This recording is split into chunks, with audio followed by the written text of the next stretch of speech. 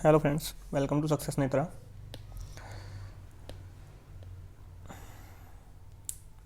Hello friends, welcome to success Netra. और जो आज हमारा इकोनॉमिक्स का लेक्चर 8 रहने वाला है, और इसमें हम बात करेंगे इकोनॉमिक प्लानिंग इन इंडिया के बारे में। और अगर आप हमको फॉलो करना चाहते हैं देन आप यूट्यूब, इंस्टाग्राम, टेलीग्राम और ट्विटर पे भी फॉलो कर सकते हैं। हर जगह हमारा सेम हैंडल है @सक्सेस नेत्रा। और अगर आपका कोई भी क्वारी है या सजेशन है हमारे लेक्चर से रिगार्डिंग, तो देन आप हमें successnetra@gmail पर मेल भी कर सकते हैं। आपके हर एक सजेशन को कंसिडर किया जाएगा। और अब आपके दिमाग में क्वेश्चन आ रहा होगा कि यूट्यूब तो ठीक है, यहाँ पे तो हम फॉलो कर रहे हैं, अगर आप हमें इंस्टाग्राम, टेलीग्राम या ट्विटर पे फॉलो करते हैं देन आपको यहाँ पे क्या नया मिलने वाला है। तो देन मैं आपको बता दूँ कि यहाँ पे जो डेली के करंट अफेयर होते हैं या फिर जो इम्पोर्टेंट क्वेश्चन होते हैं प्रीवियस एग्जाम में पूछे हुए हैं, उनको यहाँ पे आपके क्विज और आपको PDF की फॉर्म पे डेली बेसिस पे प्रोवाइड करा दिए जाते हैं। तो होपफुली ये आपके लिए बेनिफिशियल होगा। तो चलिए देरी ना करते शुरू करते हैं आज का लेक्चर। तो इकोनॉमिक प्लानिंग इन इंडिया, जब हम इकोनॉमिक प्लानिंग की बात करते हैं भारत में, तो सबसे पहले हमको देखना पड़ेगा कि जो ये टास्क है कि जो भारत में इकोनॉमिक प्लानिंग होगी, ये टास्क असाइन किसको किया गया है, यानी कि जो टास्क है ये किसका है। ये इंडिया के अंदर टास्क है ये प्लानिंग कमीशन में का। और जो प्लानिंग कमीशन है ये आया था 1950 में इंडिया में। हालांकि इसको 2014 में इसको हमने एबोलिश कर दिया था प्लानिंग कमीशन को।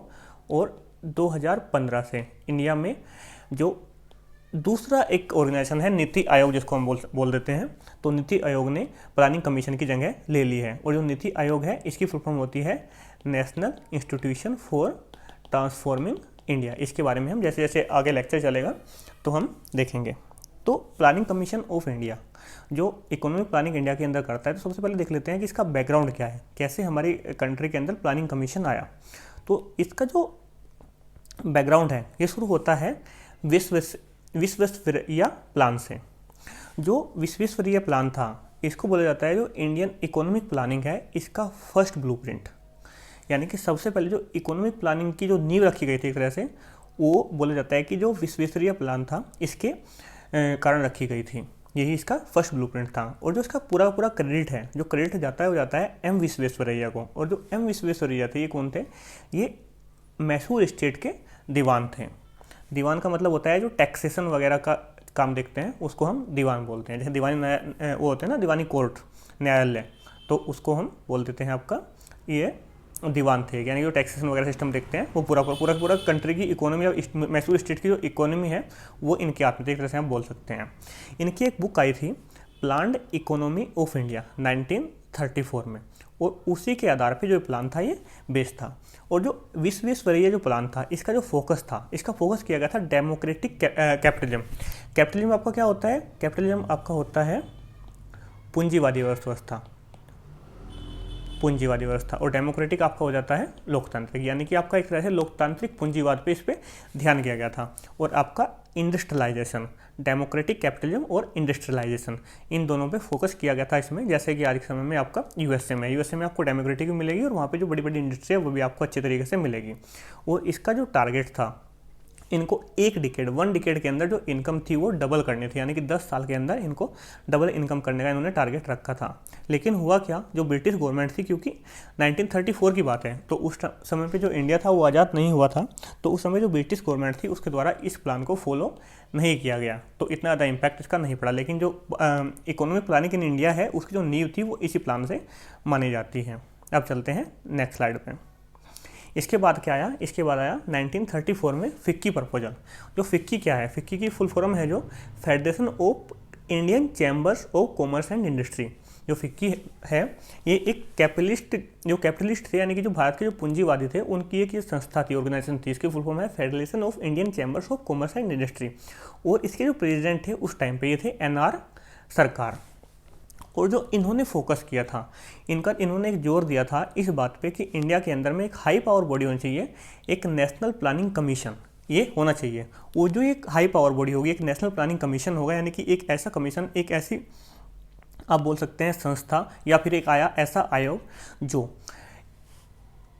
जो करेगा क्या, coordinate the whole process of planning to achieve country's full growth potential, यानी कि जो हमारा कंट्री है इंडिया, इसके अंदर जितनी भी ग्रोथ की पोटेंशियल है, जितना भी ग्रोथ कर सकती है, तो उसके लिए कैसे प्लानिंग करनी है, उस प्लानिंग का जो प्रोसेस था, वो प्रोसेस जो नेशनल प्लानिंग कमीशन, एक ऐसी बॉडी होनी चाहिए जो इसको पूरा कोऑर्डिनेट करे उसके साथ में। तो उसके लिए इन्होंने एक रिकमेंडेशन दी थी कि इंडिया के अंदर एक नेशनल प्लानिंग कमीशन होना चाहिए जो कोऑर्डिनेट करे, जो हमारी कंट्री है उसकी जो फुल ग्रोथ पोटेंशियल है उसको कंप्लीट करने में, उसको अचीव करने में हमारी हेल्प करें। तो एक फिर आया विश्वेश्वरैया प्लान के बाद में आया फिक्की प्रपोजल।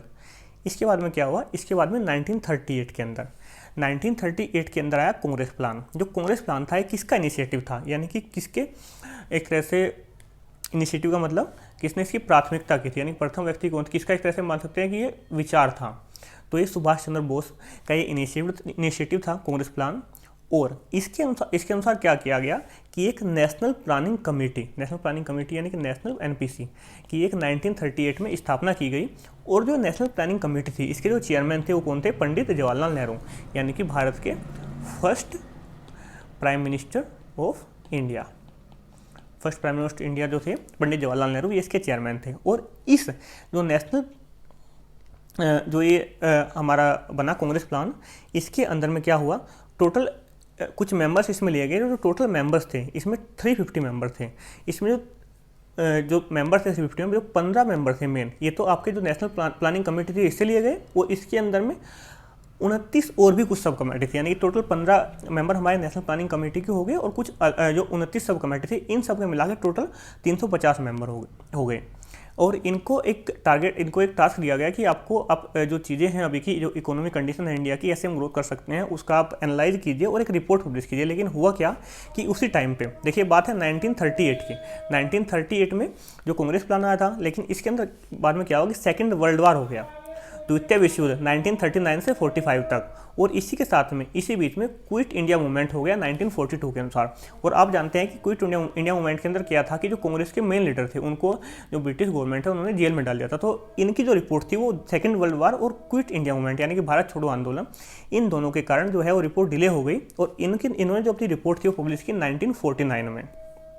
और जो इनकी रिपोर्ट है, इनकी रिपोर्ट में जो ऑब्जेक्टिव निकल के आया या जो फोकस किया गया वो किया गया कि इंडिया को नीड क्या है। इंडिया को दो चीज़ की नीड है, एक है आपको स्टैंडर्ड ऑफ लिविंग का जो लेवल है वो हमको इंक्रीज करना है लोगों का, और दूसरा क्या है कि जो इंडिया की जो सोशल और इकोनॉमिक स्ट्रक्चर है आज की, उसमें हमको कुछ ना कुछ बुनियादी जो है बदलाव लेके आने पड़ेंगे। यानी कि सोशल और इकोनॉमिक स्ट्रक्चर के अंदर हमको कुछ फंडामेंटल चेंजेस की इन्होंने रिक्वायरमेंट हमें बताई। सोशल एंड इकोनॉमिक चेंज से क्या मतलब है, सोशल चेंज का मतलब कि लोगों की जो सोशल लाइफ है वो कैसे है, यानी कि जो उनको बेसिक फैसिलिटी है वो उनको मिल पा रही है नहीं मिल पाएगा। आपका हॉस्पिटल हो गया, आपका एजुकेशन हो गया, आपका ट्रांसपोर्टेशन हो गया, ये हो गया। और इकोनॉमिक कंडीशन यानी कि जो उनकी पर कैपिटा इनकम है वो कितनी है, इसको हम कैसे एक तरह से इम्प्रूव कर सकते हैं। तो इन्होंने ये बताया, इसमें इसका जो मेन ऑब्जेक्टिव था ये था कि लोगों की स्टैंडर्ड ऑफ लिविंग को हमको इंक्रीज करना है। और देन हमको जो सोशल और इकोनॉमिक स्ट्रक्चर है इंडिया की उस पर हमको कहीं ना कहीं कुछ बुनियादी बदलाव की जरूरत है।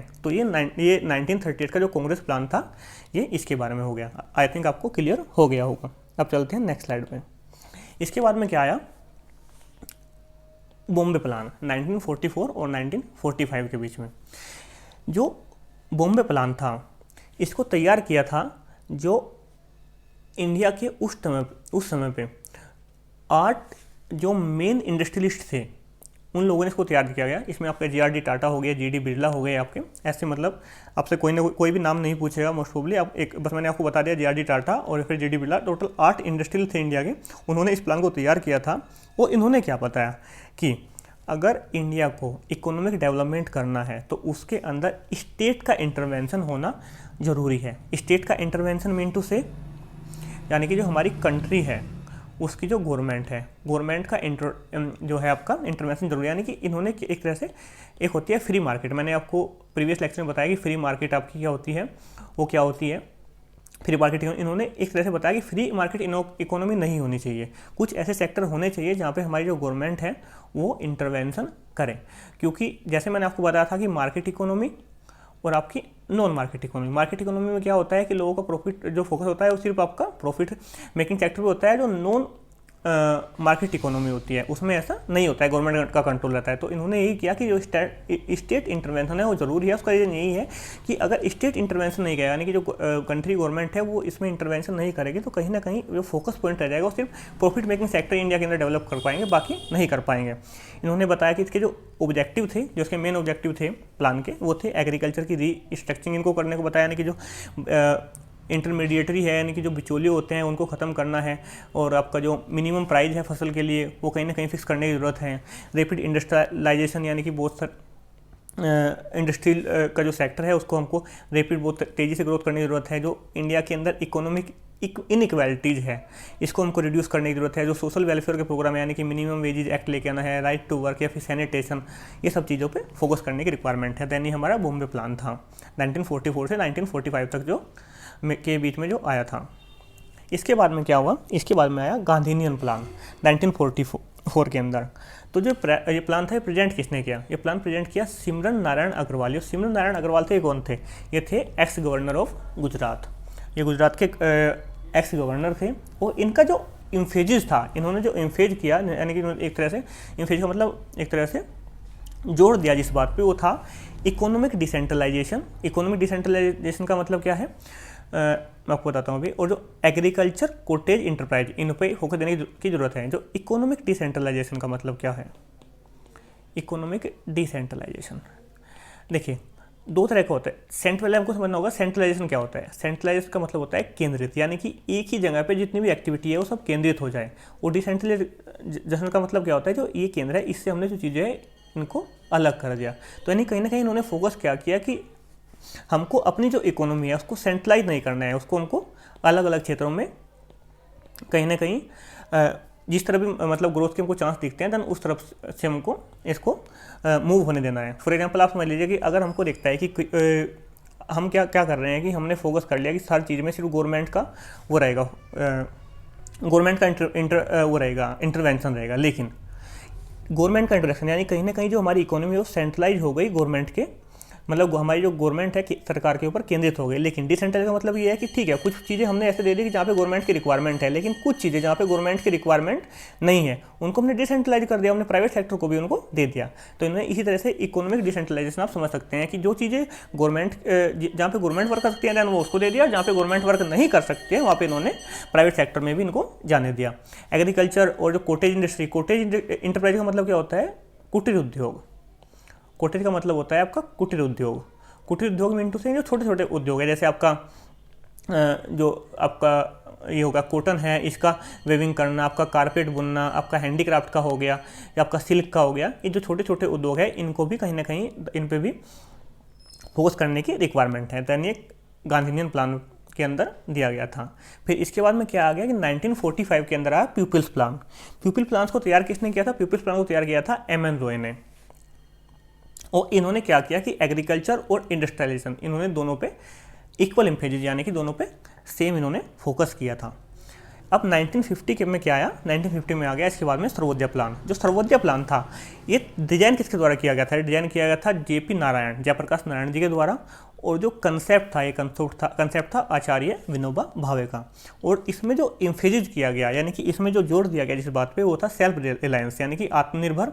और इसमें कहा गया कि हमको जो फॉरेन कैपिटल है यानी कि जो विदेशी मुद्रा है उस पर हमारे जो डिपेंडेंस है उसको कहीं ना कहीं कम करने की रिक्वायरमेंट है, यानी कि no dependence on foreign capital. तो सर्वोदय प्लान, सर्वोदय का मतलब होता है सर्व प्लस उदय, यानी कि एक तरह से यूनिफाइड अपलिफ्टमेंट बोल सकते हैं आप, यानी कि जितने भी लोग हमारे साथ में सबका एक तरह से उदय हो। यानी कि ये नहीं है कि कुछ किसी एक सेक्टर, कोई एक सेक्टर बहुत ऊपर चला गया, बहुत अमीर हो गया, कोई दूसरा सेक्टर नीचे रह गया, जो भी अब हमारा ग्रोथ हो रही है वो सबकी एक साथ में, यानी कि सर्वोदय, सर्व प्लस उदय, ये आपका सर्वोदय प्लान हो गया। अब इसके बाद में क्या आया, जितने भी हमने प्लान देखे, देखिए हमने विश्वेश्वरैया प्लान देखा, इसके बाद में हमने देखा फिक्की प्रपोजल देखा, वेट इसके बाद में हमने देखा फिक्की प्रपोजल, और फिक्की प्रपोजल के बाद में हमने देखा फिर कांग्रेस प्लान, कांग्रेस प्लान के बाद में हमने देखा बॉम्बे प्लान, बॉम्बे प्लान के बाद में गांधीनियन प्लान, पीपल्स प्लान और सर्वोदय प्लान। इन सब से जो एक चीज़ निकल के सामने आई, वो एक चीज़ निकल के सामने आई कि according to all efforts and plan here is the main objective. जो कुछ मेन ऑब्जेक्टिव होने चाहिए किसी भी कंट्री के अंदर प्लानिंग के, वो मेन ऑब्जेक्टिव क्या होने चाहिए। तो जो मेन ऑब्जेक्टिव निकल के आए वो है आपका इकोनॉमिक ग्रोथ, पुवर्टी एलिवेशन यानी कि गरीबी कम करनी है हमको, एम्प्लॉयमेंट जनरेशन हमको नए रोजगार पैदा करने हैं, रिड्यूस इकोनॉमिक इनइक्वलिटी, जो हमारी जो इकोनॉमिक कंट्री है उसके अंदर जो इकोनॉमिक इनइक्वलिटी यानी कि एक तबका बहुत ज़्यादा अमीर हो गया, एक गरीब हो गया है, तो इसको हमको कम करना है। सेल्फ रिलायंस यानी कि आत्मनिर्भरता, और जो हमारी इंडस्ट्री है उसका मॉडर्नाइजेशन यानी कि आधुनिक रूप में उसको कैसे हमको लेके आना है। तो ये मेन ऑब्जेक्टिव निकल गया है प्लानिंग के, जो हमारे पिछले एफर्ट्स थे, जो भी हमारे प्लान थे, और इन सब बेसिस पे जितने भी हमारे ये ऑब्जेक्टिव थे, इनके आधार पे फिर हमने प्लानिंग कमीशन का गठन किया। जैसे मैंने आपको बताया कि नेशनल प्लानिंग कमेटी ने सेकेंड वर्ल्ड वार और आपकी क्विट इंडिया मूवमेंट, इन दो चीज़ों के कारण में इनकी रिपोर्ट लेट हो गई, तो इन्होंने 1949 में अपनी रिपोर्ट सबमिट की थी। और जो इनकी रिपोर्ट थी उन्होंने इसमें क्या पाया, इनकी रिपोर्ट में एक नीड आई कि जो कंट्री की आजकल नीड है वो क्या है कि इसमें के अंदर एक परमानेंट एक्सपर्ट बॉडी होनी चाहिए। और जो परमानेंट एक्सपर्ट बॉडी जो होगी वो क्या करेगी, जो हमारी कंट्री के अंदर रिसोर्स हैं या भी जो हमारी कंट्री अंदर जितने भी रिसोर्स हैं उनका हमको एलोकेशन कैसे करना है, उनको किस क्षेत्र को कितना देना है, हमको इकोनॉमिक ग्रोथ के लिए प्लान है वो कैसे उसको फॉर्मेशन करनी है, कैसे बनाना है, उसका इम्प्लीमेंटेशन कैसा होगा, जो इम्प्लीमेंटेशन हुआ है उसका रिव्यू, कि जो हमने आइडिया लगाए थे, जिस तरह के जो हमने प्लान बनाए थे, जो गोल हमको अचीव करने थे, हमने कितने अचीव किए, कितने हमने अचीव नहीं किए। तो एक परमानेंट बॉडी हमारी कंट्री के अंदर ऐसी होनी चाहिए। और जो ये प्लानिंग कमीशन था, ये आइडिया इन्फ्लुएंस था, ये था एक यूएसएसआर से ही आइडिया आया था। मैंने प्रीवियस लेक्चर में आपको बताया था कि यूएस ऐसा कंट्री था, जैसे आपका यूएसए के अंदर सबसे पहले में रीजनल प्लानिंग स्टार्ट हुई थी, मैंने प्रीवियस लेक्चर में आपको बताया था, और यूएसएसआर ने सबसे पहले अपने कंट्री के अंदर नेशनल प्लानिंग बोल्शेविक रिजोल्यूशन के बाद में स्टार्ट किया था। तो ये यूएसएसआर का आइडिया था कि नेशनल प्लानिंग का, तो यहाँ से एक आइडिया लिया गया था कि एक think tank on economic development, एक थिंक टैंक इकोनॉमिक डेवलपमेंट के अंदर इंडिया के अंदर होना चाहिए, और उसको नाम दिया गया, जो एक थिंक टैंक बना, ये बना प्लानिंग कमीशन, और इसको सेटअप किया गया 15 मार्च 1950 को। और एक चीज़ देखने वाली है कि जो 15 मार्च 1950 को एक प्लानिंग कमीशन एक सेटअप किया गया, ये एक कैबिनेट रिजोल्यूशन के द्वारा सेटअप किया गया था। इसके लिए कोई भी संविधान में संशोधन नहीं किया गया था विदाउट लेजिस्लेशन। और इसके जो एक्स ऑफिशियो चेयरमैन होते हैं, इसके जो चेयरमैन होते हैं, एक्स ऑफिशियो का मतलब होता है एक तरह से आप बोल सकते हैं पदेन, ठीक है। जो इसके एक्स ऑफिशियो चेयरमैन होते हैं, then prime minister of India होते हैं, और इसके अंदर 6 एक्स ऑफिशियो मेंबर्स होते हैं। ये होते हैं आपके 6 यूनियन कैबिनेट मिनिस्टर, यानी कि जो केंद्रीय मंत्रिमंडल होता है उसके 6 मंत्री इसके एक्स ऑफिशियो मेंबर होते हैं। देन जो प्लानिंग कमीशन है, एक कैसी बॉडी है, एक कैसी एक संस्था है, ये एक extra constitutional, non स्टेटरी and technical और एडवाइजरी बॉडी है। ये एक्स्ट्रा कॉन्स्टिट्यूशनल का मतलब ये है कि not created by law parliament, यानी कि इसको किसी भी नियम के तहत नहीं बनाया गया, ना फिर इसको संविधान में संशोधन के द्वारा इसको बनाया गया, ना फिर संविधान में ये पहले से जो संविधान बना तब ये थी, यानी कि एक्स्ट्रा कॉन्स्टिट्यूशनल इस बॉडी है। नॉन स्टेटरी बॉडी का मतलब क्या होता है कि इसको एक जो एग्जीक्यूटिव है, एग्जीक्यूटिव का मतलब होता है हमारा कार्यपालिका, जो हमारी कार्यपालिका है उसके अंदर में एक रेजोल्यूशन लेके आ गया और उसके द्वारा इसको क्रिएट किया गया है। दोनों सेम ही चीज़ होगी। Extra constitutional means non स्टेटरी body. और टेक्निकल बॉडी हमने इसको क्यों बोला, टेक्निकल बॉडी हमने इसको इसलिए बोला कि इसमें एक ऐसा एक क्लोज है, आप बोल सकते हैं कि experts and professional can invite who have technical knowledge of any specific field. माने चलिए कि हमको जो हमारी इकोनॉमिक प्लानिंग करनी है उसके अंदर हमको एजुकेशन पे हमको कोई हम प्लान बना रहे हैं, तो उसके अंदर हम जो एजुकेशन का फील्ड है इसके अंदर भले ही कैबिनेट के अंदर ना हो, लेकिन जो हमने मान लिया कि आईआईटी हो गया, आईआईएम हो गया, यानी कि जिनको ऐसे लोग जिनको एजुकेशन के फील्ड में अच्छी नॉलेज है, देन हम उनको सजेशन के लिए बुला सकते हैं। या हमको मेडिकल के फील्ड में हमको कोई ना कोई प्लान बनाया, देन हम एम्स से या फिर जो इंडिया के अच्छे अच्छे टॉप मोस्ट लीडिंग इंस्टीट्यूशंस हैं, मेडिकल इंस्टीट्यूशन, उनसे लोग बुला सकते हैं, उनकी एडवाइस ले सकती हैं। यानी कि जो किसी स्पेसिफिक एरिया में इनको टेक्निकल नॉलेज बहुत ज़्यादा है, देन उनको हम एडवाइस के लिए बुला सकते हैं, इसलिए उनको टेक्निकल बॉडी बोला। और एडवाइजरी बॉडी हमने इसको किस लिए बोला, देन इसके जो डिसीजन है, जो भी इसके अंदर डिसीजन लिए जाते हैं, देन गवर्नमेंट के लिए वो नॉन बाइंडिंग होती है। यानी कि ऐसा नहीं है बस सलाहकारी है, वो गवर्नमेंट के ऊपर निर्भर करता है कि वो इसको रिकमेंड करती है, इनको मानती है या फिर नहीं होते हैं। यानी कि इनके जो सजेशन होते हैं और एक तरह से मान सकते हैं सिर्फ रिकमेंडेशन है, वो गवर्नमेंट पे फोर्सफुल नहीं है कि वो आपको मानने ही मानने हैं। हुआ क्या कि अगस्त 2014 में पहले आपकी यूपीए आप तरह से बोलते हैं कांग्रेस लीड गवर्नमेंट थी, लेकिन 2014 में हुआ कि एनडीए की गवर्नमेंट आई, यानी कि नेशनल डेमोक्रेटिक अलाउंस, यानी कि बीजेपी लीड इसको बोल सकते हैं। तो इसमें क्या हुआ कि जो प्लानिंग कमीशन था इसको ख़त्म कर दिया गया और इसको सुपरसीड किया गया। यानी सुपरसीड का मतलब होता है कि जो प्लानिंग कमीशन है इसको चेंज करके क्या आ गया, नीति आयोग गया। नीति आयोग आपका जनवरी 2015 में आ गया। वो जो नीति है, नीति की फुल फॉर्म होता है नेशनल इंस्टीट्यूशन फॉर ट्रांसफॉर्मिंग, ये गलत लिखा गया यहाँ पे, ट्रांसफॉर्मिंग इंडिया। इसको मैं पीडीएफ में ठीक कर दूंगा, ट्रांसफॉर्मिंग इंडिया। एंड जो ऑब्जेक्टिव थे प्लानिंग कमीशन को बनाने के, ये थे आपकी जो कंट्री के अंदर हमारी कितनी प्रोडक्टिव एसिड्स हैं उनका असेसमेंट करना कि कितने हैं, कहाँ पे लग रहे हैं, कहाँ पे नहीं लग रहे हैं, वो सब इनका असेसमेंट करना। और जो डेफिशिएंट रिसोर्सेज यानी कि कुछ ऐसे रिसोर्सेज हैं जो कम मात्रा में हैं, उनको पॉसिबिलिटी, उनकी क्या संभावनाएं हैं जो हम इन्वेस्टिगेट कर सकें, कि उनकी कितनी संभावनाएं हैं हम खोज सकें उनको, यानी कि उनको खोजने के लिए इन्वेस्टिगेशन करना जो डेफिशिएंट रिसोर्सेज हैं। और जो हम कोई भी इकोनॉमिक डेवलपमेंट के लिए कोई भी प्लान बना रहे हैं उसका फॉर्मेशन करना, इंप्लीमेंटेशन करना, उसका रिव्यू करना। और कोई भी जो सेंट्रल मिनिस्ट्रीज हैं, उनकी जो प्रोग्रेस है वो कैसी चल रही है उस बारे में। और जो कोई भी स्टेट गवर्नमेंट या फिर सेंट्रल गवर्नमेंट के द्वारा इनको कोई भी टास्क असाइन किया गया है तो उस पर इनको एडवाइस देना, यानी स्टेट गवर्नमेंट या फिर सेंट्रल गवर्नमेंट में कोई प्रॉब्लम है तो उसको एग्जामिन करना, उस हमारी स्टेट गवर्नमेंट या फिर सेंट्रल गवर्नमेंट को सलाह देना उसके बारे में। तो देन ये आपके हो गए प्लानिंग कमीशन के आपके ये मेजर ऑब्जेक्टिव हो गए। अब हम देख लेते हैं इससे जो वन लाइनर क्वेश्चन है इस लेक्चर के से आपके कितने आपके बन सकते हैं। अगर हम यहाँ से वन लाइनर क्वेश्चन की बात करें तो सबसे पहले आपको क्वेश्चन बनेगा जो प्लानिंग कमीशन है इसकी जगह पे जो नई संस्था है उसका नाम क्या है, देन आपका नीति आयोग। जो विश्वस्तरीय प्लान है ये किस चीज़ पर आया था, देन एक बुक आई थी प्लान इकोनॉमी फॉर इंडिया 1934 पे, तो इसके ऊपर पूरा ये आधारित है। और जो ये बुक थी प्लान इकोनॉमी फॉर इंडिया, किसकी बुक थी, देन ये एम विश्वेश्वरैया की किताब थी। ये दूसरा क्वेश्चन यहाँ से बन सकता है।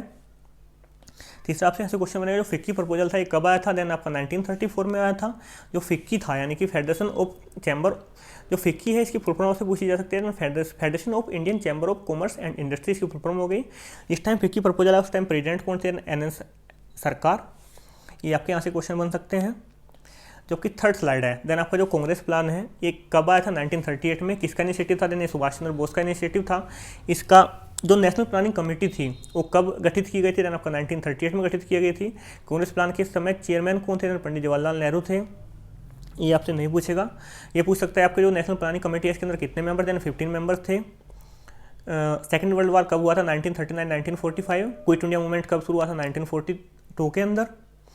और बस यही दो क्वेश्चन आपसे यहाँ से पूछेगा वन लाइनर में। बाकी आपको अगर कोई आप डेस्क्रिप्टिव एग्जाम दे रहे हैं देन आपसे स्टेटमेंट की फॉर्म में पूछ लिया जा सकता है इनके ऑब्जेक्टिव प्लान के, देन आप एक बार ध्यान से इनको देख लीजिएगा।